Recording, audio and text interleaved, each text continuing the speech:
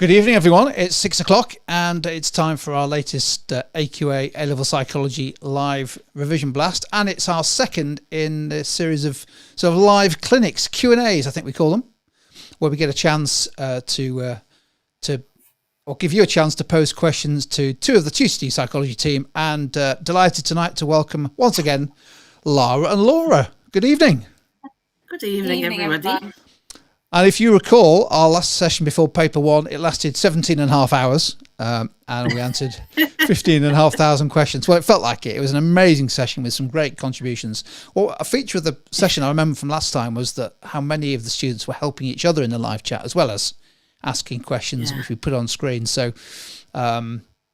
more of the same, please. They're already helping each other now. Yeah. There we go. Just to explain on the technical side, because we've got literally hundreds and hundreds of people in the live chat at the minute, I've just put it on a thing called slow mode, which means that you can only post every 45 seconds or so.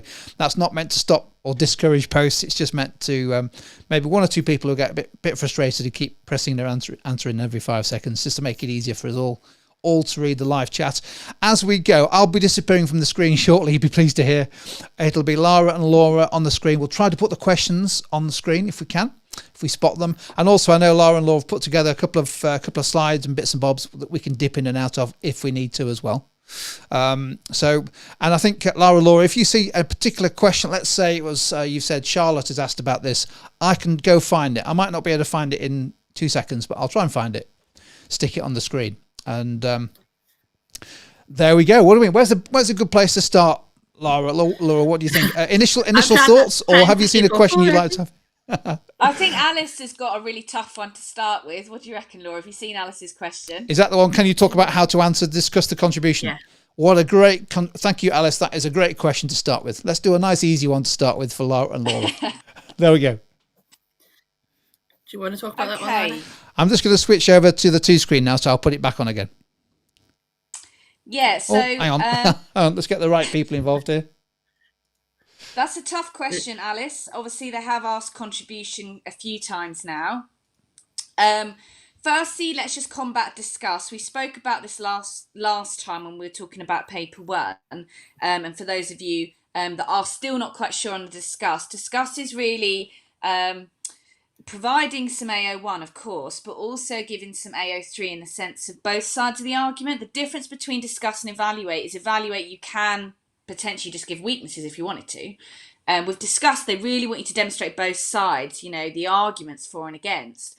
When we say contribution, when we're talking about approaches specifically, we're talking about how that psychologist or how that approach has contributed and helped, aided or even not aided, how psychology is today. So a really good question and mark scheme to be looking at. I think there's been a previous one that was on, am I right in saying it was on Pavlov and Skinner, Laura? There was been one on contribution for those two. It's quite a nice 16 marker to look at that particular essay. But in essence, in essence, that in terms of the wording of that question, you're really looking at both sides, the strengths and weaknesses of how that psychologist or how that approach has contributed to psychology as we are today, and maybe psychology as a science today. So has it aided us or has it not aided us? Laura, do you want to add anything there from what I've said? No, that's great. There's a few coming up about psychosexual stages and a psychodynamic approach in general. And it is one of them approaches where you could probably write a whole dissertation on it, couldn't you? But in the exam, in the time that you've got, you want to be selective. And selectivity is an exam skill. You don't just want to see the word psychodynamic approach and just put everything down, do you? So someone's asked, can we still get full marks in an AO1 section without psychosexual stages? Yeah, you can. Just like you could still get full marks without personality. It's about just doing enough to show that you understand it, not that you remember every single bit about it.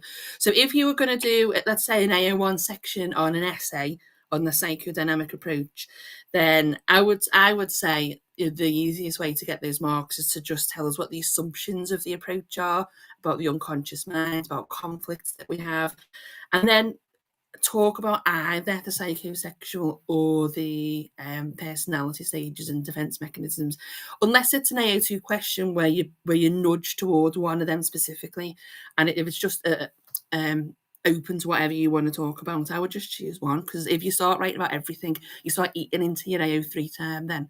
So prioritize what you write so that you can spend more time on your AO3. Sophie Lawrence is a really good question. I've actually been asked this question by a student already today, so I think that's worth just focusing on. So Sophie, well done. What's the difference? Oh, it's gone. What's the difference between thematic and content analysis? There's actually only been a few questions on thematic, and they've been kind of around about, I think, 2 marks roughly, I think, from what I remember. Now, a couple of things between the difference between content and thematic analysis.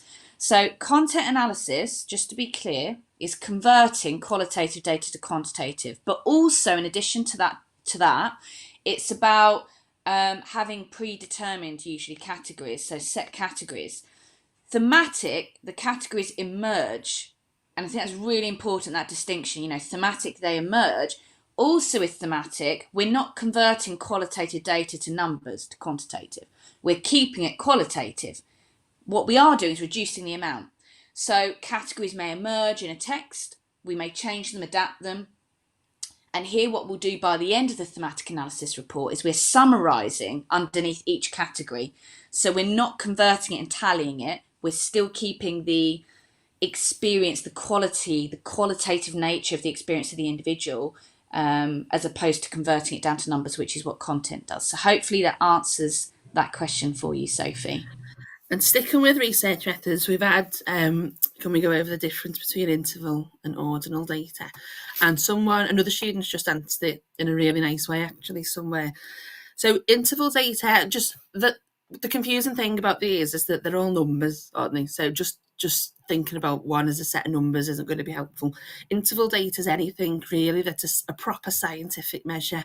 So things like centimetres, millilitres, height, weight, all that type of stuff. Things that are recognised, scientific measures, and recognised because they start from 0 and go up in intervals. So the difference between 1 and 2 centimetres is a difference between 3 and 4 centimetres and so on. Whereas things like ordinal data is a little bit trickier. So it might be positions, it might be ranked information. I always think the marathon race is a good example, isn't it? So the time it takes you to run a marathon's interval, the position you come is ordinal. Another example of ordinal is on a scale of 1 to 10, what you think about psychology. Wherever you put it is ordinal. And it's ordinal because that answer isn't a specific scientific measurement. And we've had another question about studying the brain. Can you get it for 60 marks? Yes, you can get it for 60 marks. I think if they do, they'll probably, there's nothing to stop them naming 2. They wouldn't just be on 1. If it's on 1, sometimes that comes up as an 8 marker. They could name 2, but I've seen it quite a few times where they just ask you it generally, discuss ways of measuring the brain, 60 marks, which would be quite nice. What about you, Laura? Sorry, I'm just the questions are going so fast. I'm just trying to pick out some questions that are kind of coming up that are quite hard to answer. Someone's asked, Laura. Studying. Someone's asked if you're writing a discuss answer, can you just do, say, a couple of limitations and 1 strength, or a couple of strengths and 1 limitation? What do you tell your students? In a basic simplistic format, depending on the content and the quality of each point, yes. But I really want students, I think it's a good idea for students to be really looking at discuss is kind of, it's a bit like you're having a debate with a friend. You're debating the same concept or thing, but one of you saying, oh, but this is good because of this and that's bad because of that, about the same concept. So the discuss, although you might do a separate limitation, separate strength, you want to kind of play a bit of devil's advocate and discuss it fully as a point, if that makes a bit more sense. So you really want to demonstrate to the examiner both sides there. Not saying you have to do that consistently for each point, but if there is an opportunity to do that, that's really good discuss. But yes, you can do some separate limitations and strengths. But you don't have to do 2 of one, 2 of the other. No, not at all. Completely balanced like that. Yeah, generally speaking, I tend to see, students for a 16 marker, if there's no AO2, generally, this is just going by average and majority, 3 well-peeled points. And so obviously that's not an equal balance of 2 strengths and 2 weaknesses. It's not about that. It's about just demonstrating to the examiner that you do see the other side and you can discuss the other sides. You don't have to have equal amounts. It's not what that's about. Yeah. Someone just asked, could we get synaptic transmission as a 16 marker? Not on its own, you wouldn't, no. However, that's saying somebody did ask before if we could just quickly whiz over it. So I'll give you the quickest version of a synaptic transmission ever. I'm so glad you're doing this, Laura, because synaptic transmission, I can't tell you how many students are always asking, can we go to synaptic transmission again? It does tend to be a bit of a weaker, less confident area. So over to you, Laura. Yeah. Laura, Laura, I've got a slightly longer version of that if you want that. So just let me know and I'll come back in. Yeah. So in a synaptic transmission, all you've got to get across is that you know how neurochemicals like serotonin get from A to B, from one neuron to another. So the sender of the message is our presynaptic neuron, and the one that's going to pick it up, that's going to receive it, is our postsynaptic neuron.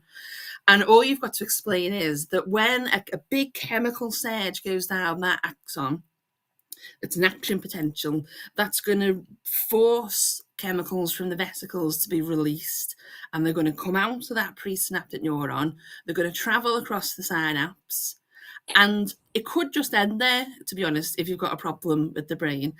But what generally happens is that on that next neuron, the postsynaptic neuron that's going to be the one that we're sending the message to, we've got little receptor sites on the end of them, and you'll see them on diagrams. But try and think of receptor sites. I always say they're like little hungry hippos. If there's anything in the synapse, they're going to bind to them. And if they bind to them, that's fine. The problem is if they bind to too many or they bind to too little. So once they've bound to whatever's in the synapse, anything left over should go back through the reuptake process to be recycled for future use. So you'll talk about that in biopsych, but you might also have mentioned it in psychopathology as well for someone who's got SSRI treatments for OCD, because we can manipulate some of that synaptic transmission to treat certain conditions. So in general, we just want to know that the action potential forces chemicals out the vesicles, travel across the synapse, they bind to the postsynaptic neuron, and anything left over should go through the uptake process. Once you start getting into excitatory and inhibitory, it gets a little more complicated, but all we're looking at there is whether it's more likely or less likely to fire, and I wouldn't even go into any more science than that regarding them two. And things like summation, that's normally on your spec, but it's not for this year, so I wouldn't even worry about that. Was that the quickest We've got ever? a good question from Leo. If we could do Leo next. How would you structure or design my study question? We actually focused on this in the grade booster, actually, in the cinemas recently, and I will tell you all this. I mean, we've got hundreds and hundreds of students here tonight, so please listen.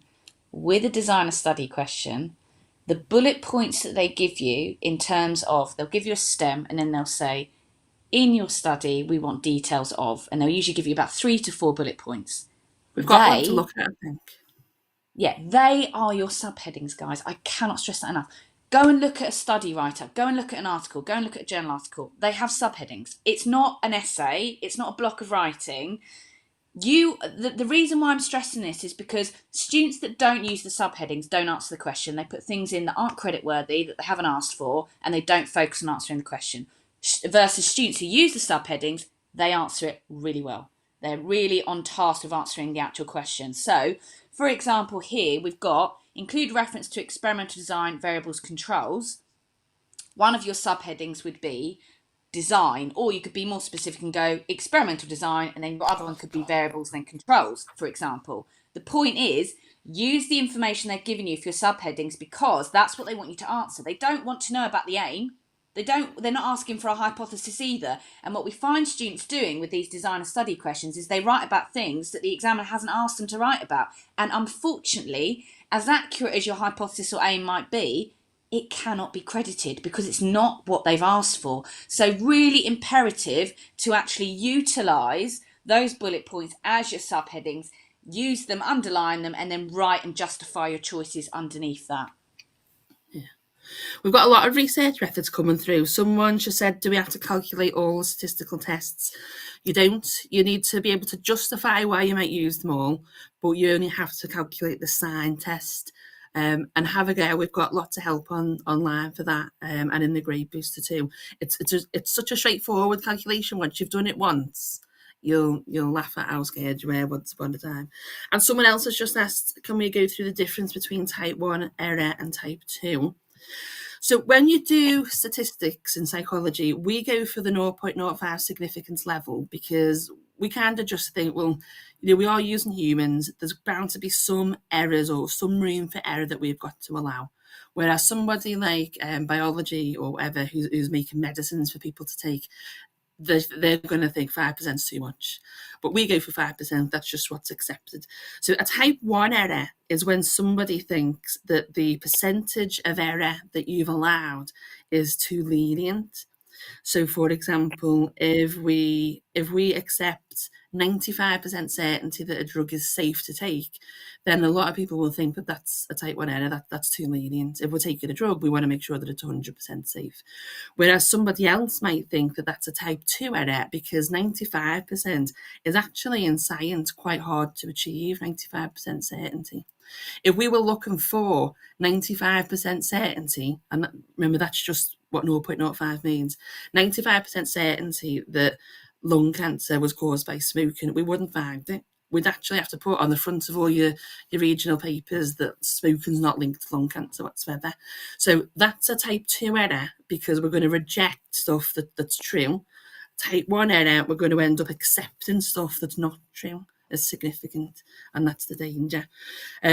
one of the tricky questions that always trips people up is, even in psychology where we use 0.05 error, what's the likelihood that we are making a type 1 or a type 2 error? And it makes me laugh how many people get confused about this. The chance that we're making any error, even if there was such a thing as a type 24 error, which there isn't, is 5%. That's it. Yeah. So we use 0.05. If someone will think that's a type 1, someone will think that's a type 2, it's always just 5% for us. Someone's also asked, Laura, what would you put in a consent form? What would you say to that? Well, most importantly, in a consent form, you absolutely need to give the right to withdraw. It comes up every single time as one of the absolute principles for ethics to include in a consent form. So consent, just to be clear, if you haven't seen a consent form, you can Google this for psychology, but hopefully you've seen a template of a consent form. In terms of content, we'll go through that in a minute, but a consent form should look like a consent form. So there should be a signature line, date, print name, and that should be at the end, okay, of what you've written. The consent form should generally be consenting to taking part in a particular study. Obviously, this is going to be STEM specific. It might entail things like the duration, maybe what's expected of the participants, the duration of the actual study itself, how long they're going to be needing to participate in it. Obviously, in terms of ethical considerations, their right to withdraw, assurance of confidentiality or anonymity, the fact that they may have medical supervision if they wish to do so. Again, this is all very STEM specific. And also we need to remember with a consent form, especially when it comes to a topic, again, we've already had this, but just as an example, a topic where it might be to do with some sort of social interaction like social influence, which obviously is paper 1. So, but just as an example, you might not be able to, give full consent and the details away in a consent form. You may need to deceive them. So again, that's going to be study and STEM specific depending on what they actually provide and give you in the exam. So just about using your head, using your initiative. And if you haven't already, have a little look at a template of what a consent form actually visually looks like. It doesn't need to be an essay. I mean, I think the maximum marks generally the AQA have asked for a consent form, I think, has been about 5 marks. Maximum it would be 6, but generally 4 to 6 marks is what you're looking for the forms, actually, in general, even a debrief form or set standardised instructions for that matter. Gemma Flanagan's asked, what would you talk about if you're asked to talk about implications for the economy?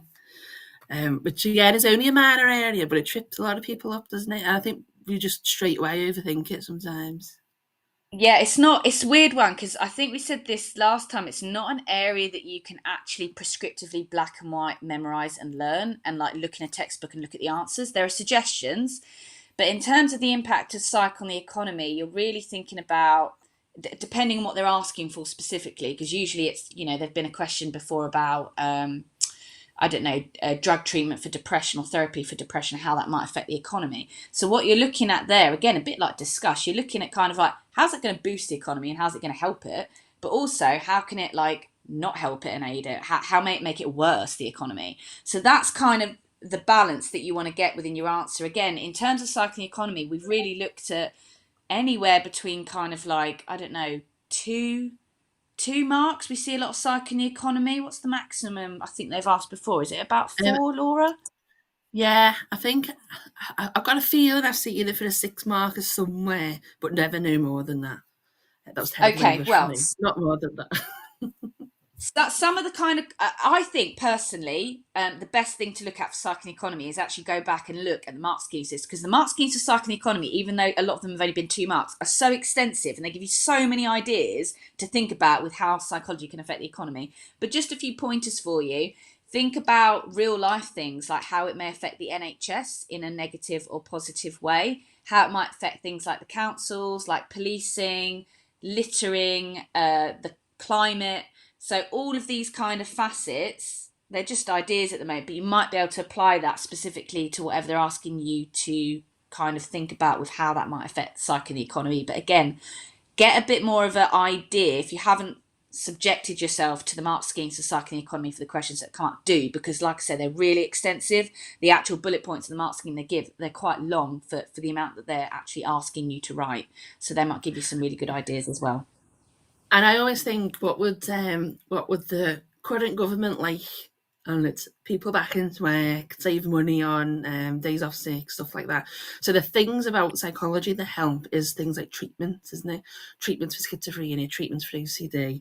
When you're looking at plasticity and functional recovery on paper too, things like neuro rehabilitation, getting people better and back to work is better for the economy.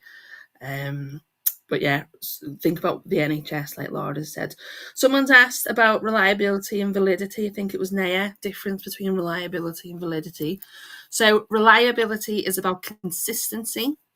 So if me and Laura are saying the same thing about a question tonight, we're being consistent, our information's reliable. And validity is about accuracy, whether something's right or not, or the degree to which it's right or not. And that's the clearest difference that you can think of, really. Just on that topic, just make sure you have a look at different types of them. So even though reliability is about consistency, there's two ways that you can check reliability. So things like test, retest, and inter-observer or inter-rater reliability. Same for validity as well. So it's not enough just to know the difference. Definitely have a look. And there's lots of time for you to have a look between now and the exam. Look at the difference between them, different types of them, and how to improve them as well. And what you'll find is that most of the stuff you've already revised, so you've gone over it again and again. It's just about knowing where that information goes for that type of question. We're still getting lots of questions on comparing the approaches. Yeah, just looking at what Emma's said, Emma Johns, please can we go over comparison of the approaches? Now, just to be clear, because actually a lot of people have asked this, not just students, comparison of approaches is not in the advanced specification. Just to clear that up. AQA have actually confirmed that they cannot ask you a question on comparison. I've seen the email.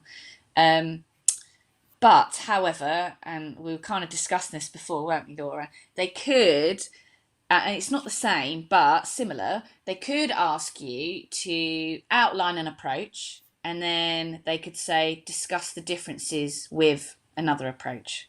So though they haven't said compare and contrast there, they could ask about discussing the differences of. So a lot of you are probably familiar with our diagram in Tutor 2, where we've got the approaches and the issues and debates on a big table, and we've kind of compared the approaches on each issue or debate.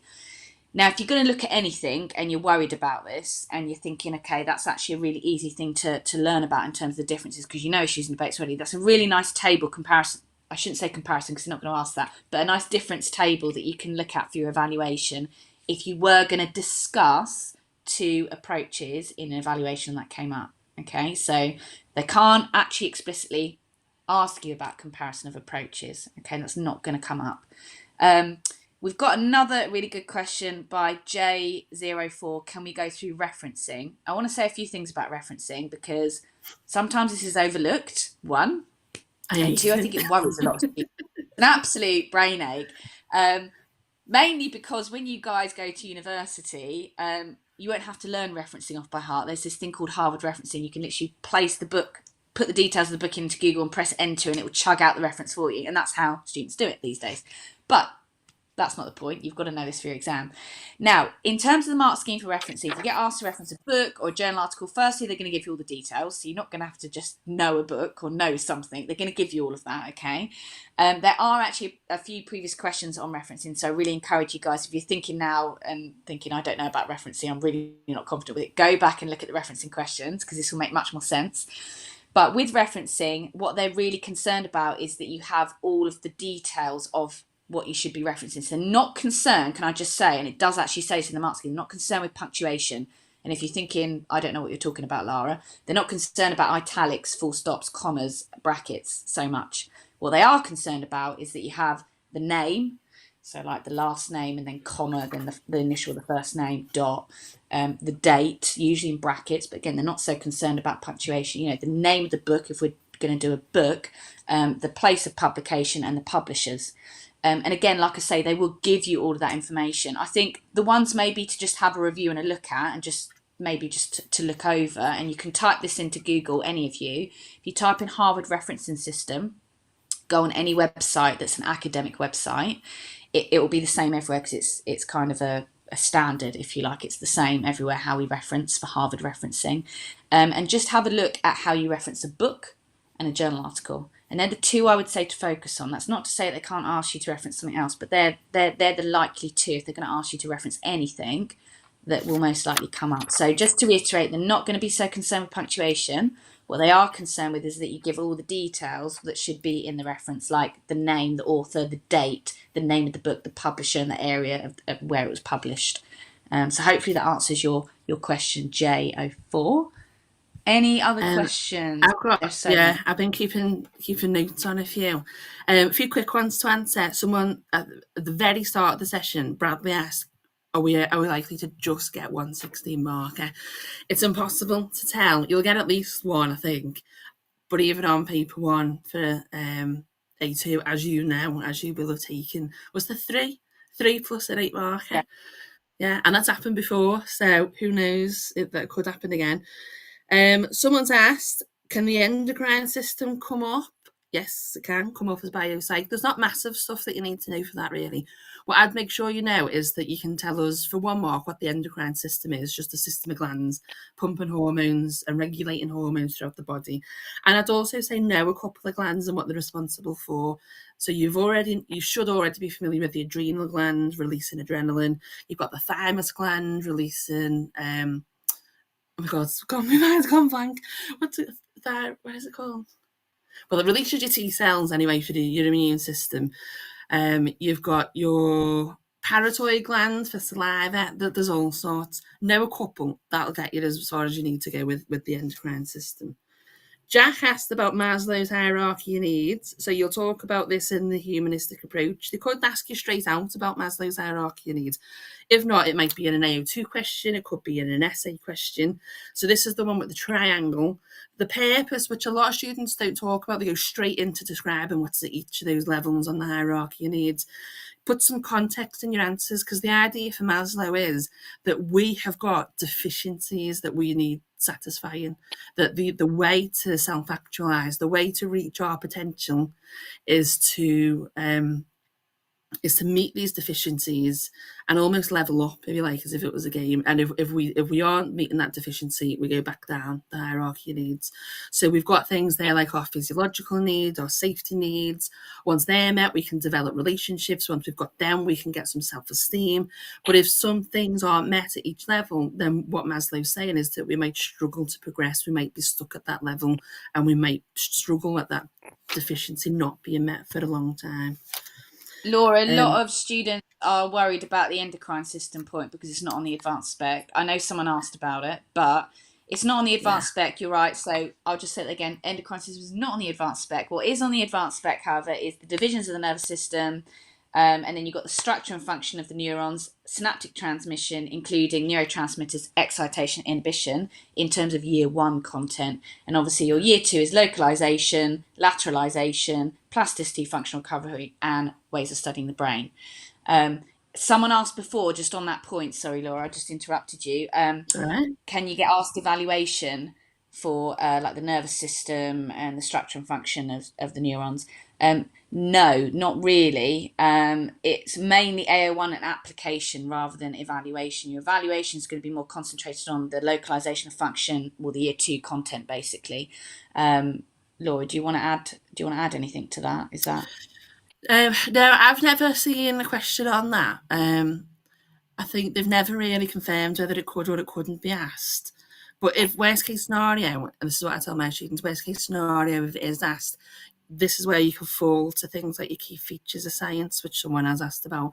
So any research into the body, whether it's on fight or flight or anything like that, you can talk about how falsifiable it is, how objective it is, implications for the economy. So you fall back on your skill there if it comes up. There's no specific stuff that I would say you have to write about. Someone asked about key features of science. So a couple of ones to mention: replicability.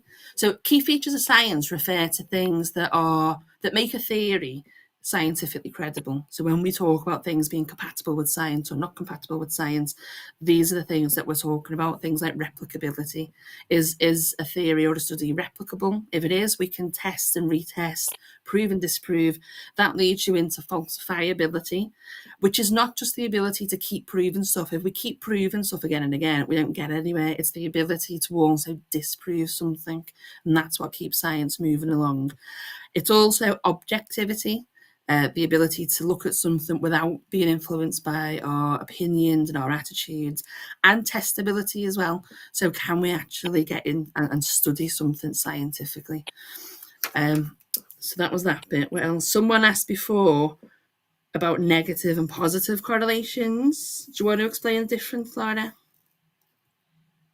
Between negative and positive in terms of graphs. Someone also asked on that point about correlation coefficients. I think quite a lot of students don't understand correlation coefficients, and I think it's really important to firstly know what a positive and a negative correlation looks like. So positive correlation is as one variable increases, so does the other. And I mean, it's hard to do it on screen, but generally that's going from bottom left to top right. And obviously negative is bottom right to top left, if you can visualize that. In terms of correlation coefficient, you may be asked to, I mean, there's been a multiple choice question, for example, before on estimating the correlation coefficient of a stem. And I think the important thing to remember is the plus means it's positive, the minus means it's a negative. The number, so obviously this is from 0 to 1, the closer it is to 1, so it's like 0.8, for example, means it's a stronger correlation. Okay, so the dots are closer together, yeah? If it's a correlation that's, let's say, 0.3, plus 0.3, it's still positive, but the dots aren't so close together. They might be spread apart a bit more, but we can see a kind of direction that's going positive. So you may get asked to estimate that. You can't really get asked to calculate a correlation coefficient. It'd be more an estimate. For example, if you might get asked to draw a graph, a scatter graph, and then they might ask you as a follow-on from that, can you estimate the correlation coefficient from how you've plotted your data, basically. And similar language, Leo's just asked about the difference between positive and negative reinforcement. So this is going to come up in your behaviourist approach. So positive reinforcement is when we receive something pleasurable or rewarding for a behaviour, and that makes us do it again. Negative reinforcement is when we remove something unpleasurable. They do get confused with each other because both of them have a happy ending, don't they, really? So with positive and negative reinforcement, they're both good things despite the word negative being used. So both of them result in behaviour being done again and again. It's just that positive is about gaining something and negative reinforcement is about taking something away. So negative reinforcement is a good example I always think of is you take a painkiller, you've got a headache, the headache goes, we're more likely to take a painkiller again when we've got a headache. That's negative reinforcement because it's took that thing away. And you might think of attachment and positive reinforcement. So when the baby's fed and it's happy it's got food, that's positive reinforcement. Negative is it's happy because it's got rid of hunger, so then it's negative. So there is a fine line between them, but they are definitely different and they're definitely both good as well. Someone's just asked about skews. We've got this on a slide, actually. So if we show you some graphs about skews, positive skew, negative skew, normal distribution. This come up in paper 1. What was it, paper 1AS? One of them. So when you talk about normal distribution data, the graph is the one in the middle. So we've got the bell-shaped curve. And the reason it looks like that is because when you analyse a bit of data, the mean, the median, the mode are all very similar to each other. Generally, there's an average, whether it's an IQ score that we're doing, an IQ score or whatever. But when the data is skewed, and remember, a skew isn't necessarily good or bad. Again, we're back to that positive, negative, not meaning good or bad. What you can see is, there's a visual difference. So when something's negatively skewed, and you would get a mark for saying this, the tail goes off to the left. And when something's positively skewed, it goes off to the right. The other difference to note is where the mean falls. So in a negative skew, the mean is lower than everything else. And in a positive skew, the mean is higher than everything else. So I just made a video about this on our research methods catch-up course, because I used to get muddled up with which is negative, which is positive when you're looking at it. But positive is almost like you were going to write a letter P, isn't it? And then it tails off that end. So that's how I remember which one's which. And apart from that, there's not much else that you'd be asked about in terms of that. You might get a table of data and they'll say which one's positive or negatively skewed, or what type of distribution is this data. And even if you're just looking at a summary data table, if we look at the mean and we identify whether the mean's lower than everything, whether the mean's higher than everything, then that tells you what type of distribution and skew that you're in. And a little tip, you have to mention the word skew. There's no such thing as a positive distribution and a negative distribution. It's got to be positive skew or a negative skew. That language is essential. I've got a couple of questions I can't before, and quite a few students have asked for this, but I can't actually find who actually asked it last, because there have been so many questions going on, so I really apologise.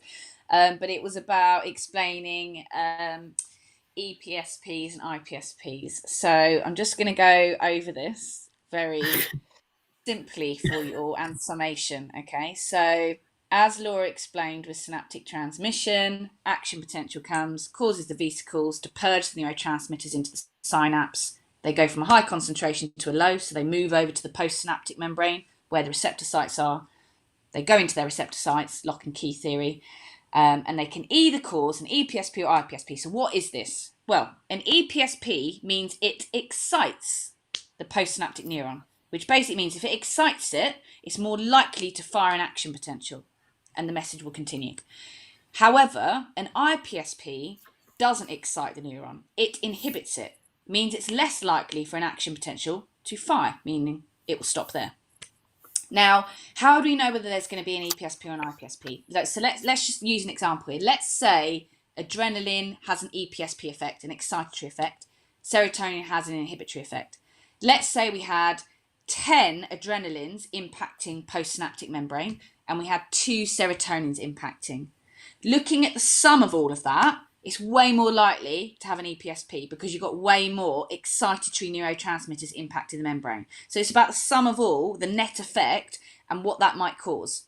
So EPSP, just to stress, causes the postsynaptic neuron to excite itself, and that's going to have a higher chance of an action potential firing. And an IPSP, inhibitory, if we've got more inhibitory neurotransmitters impacting the membrane, that's going to inhibit the communication. It's going to be less likely for an action potential to fire. But obviously, once they've had their desired effects, as Laura rightly said, the neurotransmitters come out of the receptor sites. They either get diffused or eaten by enzymes, or mostly they go through a process of reuptake where the presynaptic neuron hoovers them back up and recycles them, if you like, uses them again. So hopefully that answers the question on IPSP and EPSP. And summation. I'm feeling brave. I think I'm going to answer the Sperry question. So I'm so glad you're answering that one. Now, if it makes everyone feel better, I think we all like the Sperry study because it does get really confusing. So I'm going to give you one condition of the Sperry study. And to be honest, I think if you dress it up with all the other stuff, then actually this bit of the procedure is fine to get around. So we know in the Sperry study that they were researching lateralization. So they wanted to see, well, things like language and drawing and recognizing people and whatever, is that left hemisphere or is it right hemisphere? Which half of the brain is responsible for it? So they're the ones that have investigated split brain patients. So let's talk about the condition where they ask people to describe something. So imagine they're sitting in front of, whether it's a screen or a machine that's flashing images on or whatever. What they've asked participants to do is describe something, but only when it was presented to their left visual field. Now, a lot of people think that means your left eye. But they're not sitting there like this with one eye open when I shut. They're not. Left visual field means the information's just going to the left of both eye. So if it's going to the left of both eye, we know it's going to the right brain and vice versa. So when they were asked to describe something, if it was presented in the left visual field, which means it's going to the right brain, they couldn't do it. When it was presented to the right visual field, which means it's going to the left half of the brain, they could do it. And all that means is that something like description, language, it's lateralized to the left. And that's it. That's all I would even entertain saying about it in terms of describing something. So if you work it backwards, we generally know that language is lateralized to the left. How do we know it? Because when it's done with the left side of the brain, we can do it. And if it's in the left side of the brain, then it's within our right visual field. So it also works backwards as well, like that. So language is lateralized to the left. And if you just focus on nailing one of them procedural bits, I'm quite sure that that will get you through a small question or a bigger question. In fact, there's loads of conditions. At most, I only ever go through 2 with students because you wouldn't ever have to know them all. That was relatively straightforward, actually. That was actually really good. Well done, Laura. I'm impressed. Really simplified that, and hopefully everyone feels like they've understood that and feels more confident. So, yeah, good. Someone's also asked, it was Yel Shidio actually, has asked these same 2 questions a few times. What's the difference between a one-tailed and a two-tailed test? So you'll know them as directional and non-directional hypotheses. The reason that they're called one-tailed and two-tailed is just really outdated language. It's, when you look at critical value tables, they're really old, archaic, statistical, mathematical things. So one-tailed, and you might want to write this down, one-tailed is just what we call a directional hypothesis. Two-tailed is non-directional, could go either way. And then the same person also asked about what's the difference between related and unrelated designs. So this is about your experimental group designs. So you'll know them as repeated measures, independent groups, and matched pairs. So if we call something a related design, it's when the groups in research have got something to do with each other. So, for example, a repeated measures is related because it's literally the same people in each condition. A matched pairs would be classed as related because person in group A is matched to someone in group B, so they're related in some way. The only unrelated one that you look at is independent groups because they're only taking part in one condition, and that's that.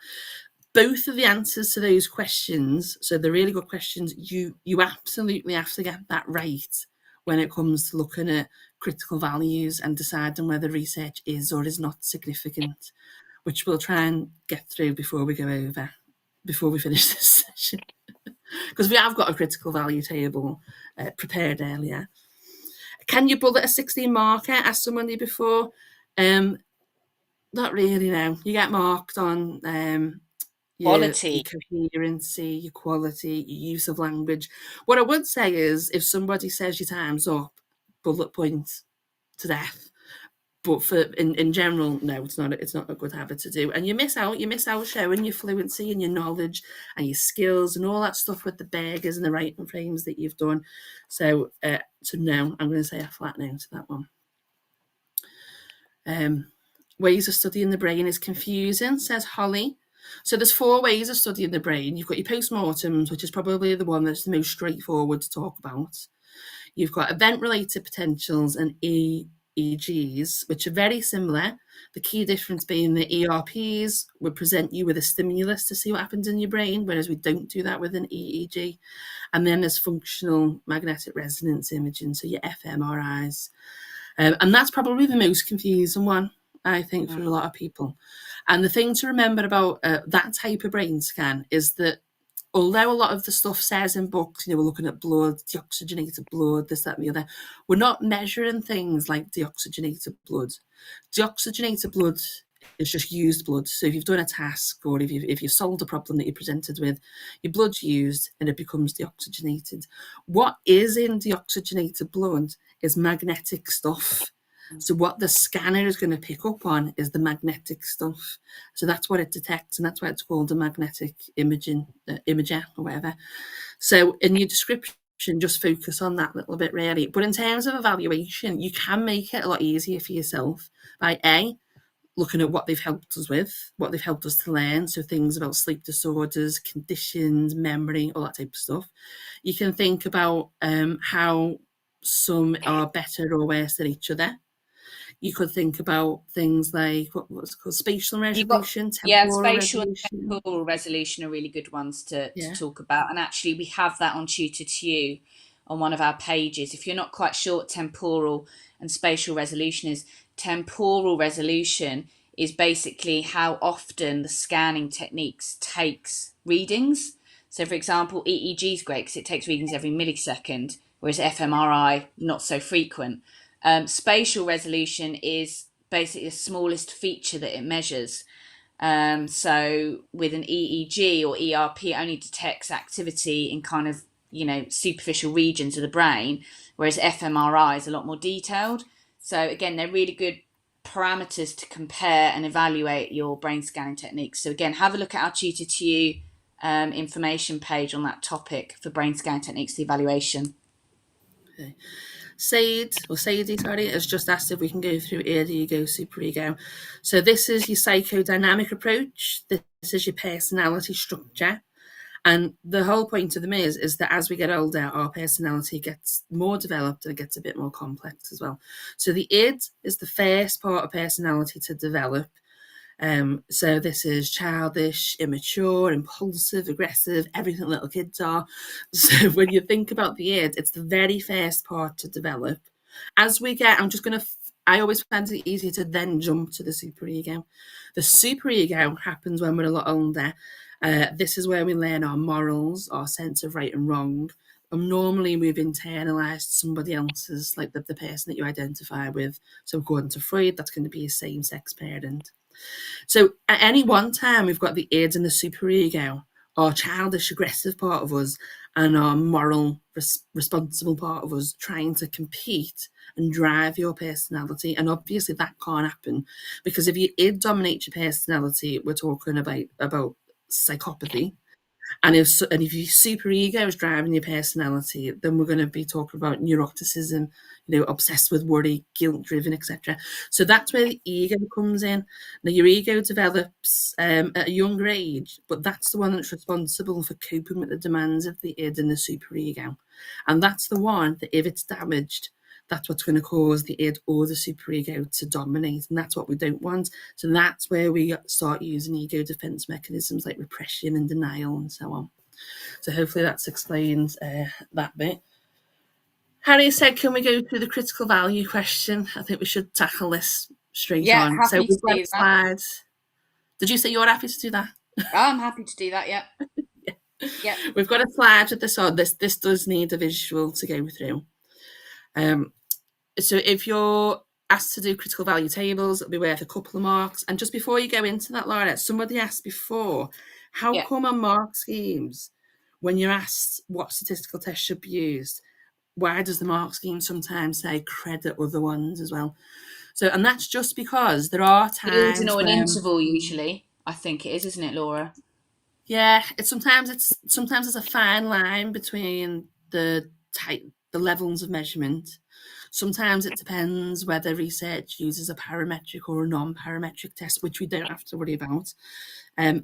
So really, I would just take the help off AQA on that one and the leniency.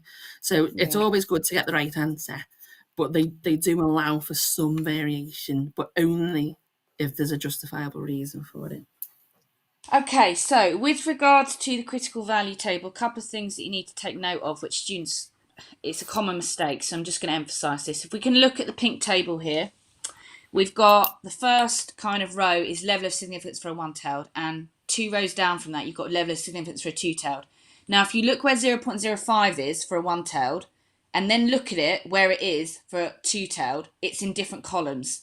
So it's imperative that you know your basic research methods in terms of identifying whether something is a one or two-tailed. Okay. The second thing you will need to be clear on is that the instructions underneath the critical value, and it's quite small here, so I'm just going to read it out. Underneath the box, it says the calculated value should be greater, in other words, bigger, or equal to the value you look up in the table, the critical value, for it to be significant. So if the value, okay, the calculated value is 2.981. If that's bigger than the value we find in the table, which here is 2.71, then it's significant. Now, how have we actually found 2.71? Well, it's a one-tailed, and we're looking always at 0.05 unless the examiner states otherwise, because that's our accepted, level. Secondly, they're always going to give you the DF, or they're going to give you the N, okay? N is number of participants, DF stands for degrees freedom, and they might give you a little equation sometimes to work out DF, but it's super easy. It's just subtraction or addition. So DF is 1. It says that here in black in the question underneath the pink box.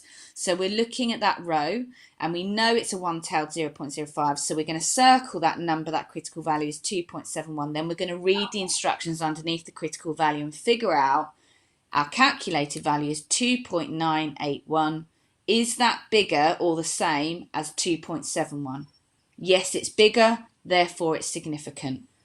Okay, so there are just a couple of things that you need to like really take a bit of time on, making sure you don't slip up on that mistake.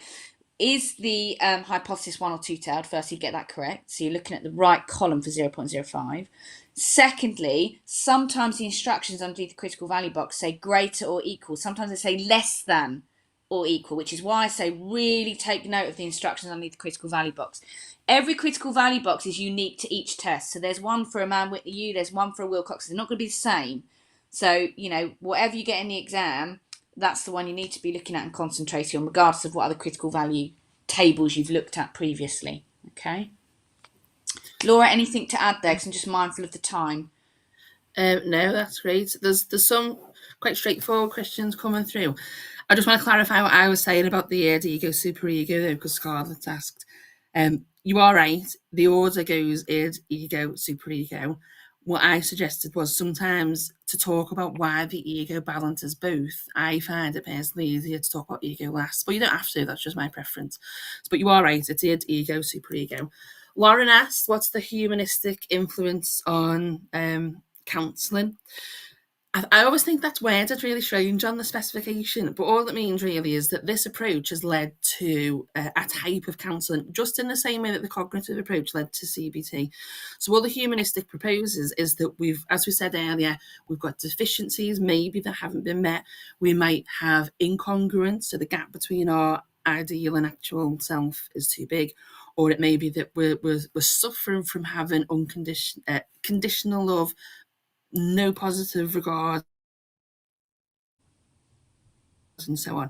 So all the humanist person-centered therapy, which is the type of counselling that they offer, we can talk about it, but we can also satisfy some of them things. So if, for example, you never experienced enough unconditional love or compliments or whatever to develop positive self-regard, one thing you can do is get that in this type of therapy and get that from the therapist. Are we stopping or carrying on? Laura, so I've just gone back to the 3 picture-in-picture, because I know that Lara is literally going to have to dash off and do another tutoring presenting session in about 2 minutes' time.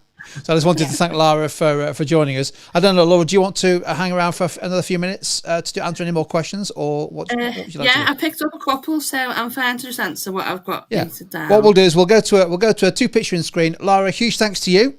I know we're working on some other stuff for paper 2 and paper 3, so we'll announce that on YouTube. But many thanks, and dash off and to your next session. Cheers, Lara. No problem. Good luck, everyone. Thank you. See you later. There's just 3 more questions I've wrote down. I'm going to try not look at anyone that was here all night. So someone asked about peer reviews. So for peer reviews, just make sure you can talk about the aim, the process, and the issue. So for example, the point of a peer review is to make sure that any research that enters the public domain is accurate, is safe, responsible, and so on. The process is that once you've done a piece of research, you submit it. And you can actually submit it via the BPS website, and there's a bunch of peers that are waiting there to review your work. They're going to go through it. They're going to check for errors. They're going to check for ethics. They're going to check for fraud, all that type of stuff. Everything that makes sure that your research is safe to get into the public domain. And that's a really important point, because peer reviews happen before publication. That's a crucial thing. And then the issues with them, of course, is what if there is no peer? What if there's no suitable peer to review your work? What if you're the first person ever to have researched this thing? Who's going to peer review it for you? Let alone things like competition, jealousy, elitism, stuff like that. Charlotte asked about psychosexual stages and consequences. Wouldn't worry too much about the consequences, but what you're talking about there is what happens, say, at the anal stage if someone doesn't go through toilet training the way that they should. it's too strict or too lenient. So somebody in that stage might have an adult fixation, and someone else mentioned it as well. So you might have anal retention. So that's characterized by somebody who's obsessive about things, tidiness, cleanliness, or anal expulsion, which is characterized as somebody who's messy. If your bedroom's messy, then you're an anal expulsive, or it might be someone who talks a lot, or it might be someone who spends a lot, stuff like that. And then finally, someone's just asked about the types of data. I'm going to assume that you meant levels of data. So we said before, interval is about our scientific measurements, so our centimetres, millilitres, height, time, money, they're the obvious ones. Then we've got ordinal data, so this is the position of things, so whether it's first, second, third, on a scale of 1 to 10, that type of stuff. And then finally, you've got nominal data, which is frequency data. So how often something happens. So if we looked at Christmas shopping, how much money I spent on Christmas shopping versus last year's Christmas shopping, that would be interval, because money is a scientific measure. Which shops I preferred going to, if I'm ranking them, that's ordinal. And then how often I went to the shops would be nominal, because that's frequency data. So there is sometimes a fine line between them, but just find an example that works for you and always keep going back to that to make sure that you're still talking about the right one. And 6 marks is the highest I've seen for the peer review. There you go. That's your last question. Just Christmas shopping, Laura. What a great way to finish. I don't even go to shops. I do it all on Amazon. Do you remember last year? I don't know whether you didn't get back to me, Laura. I actually sent you a whole lorry load full of snow for Christmas. You obviously didn't get my drift, did you? But hey, there we go. Melted by the time it got here. That's why. Wow, another fantastic session. We did an hour last time for paper 1. We've done an hour for paper 2. And I know that you've been working on some sort of topic-based stuff for paper 2, which might be a live stream. If we can squeeze it in, we will. If not, we'll do a video recording. Fantastic stuff. And there's 3 new videos to help now, isn't there, on Grade Booster? There are. And actually, I've put a couple of those on YouTube as well. So, I mean, the Grade Booster course, I mean, so many people on it, thousands of people on it. If you get a chance, do log in and enroll. It's absolutely packed full of stuff for paper 2, and obviously all the specialist stuff, schizophrenia and other stuff for paper 3. But also look out on the YouTube. 2 lives for paper 3. We have. Should be good. Anyway, massive thanks, Laura. It's amazing stuff what you and Lara and the team, Anne and Hayley and Jess and the rest of the team are doing to help students. Always appreciate it. All the best. If we don't catch you before paper 2, all the best. I'm sure it'll go well. And then you've got a few days off if you've not got other A-levels. It's a busy week, isn't it, this week, for paper 3. Right, I think we're good. Good luck, don't everybody. Forget, yeah, all the best. Don't forget to give this session a like on YouTube if you found it useful, because that helps suggest this type of content to other psychology students. And we wish you all the best. Love Island starting in, what is it, about is it 10 o'clock tonight? 11 o'clock? I don't know, but so I'm going to go grab a takeaway. So no, I shouldn't be watching Love Island, should I really?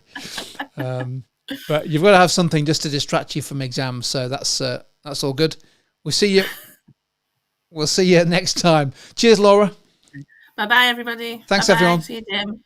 Bye.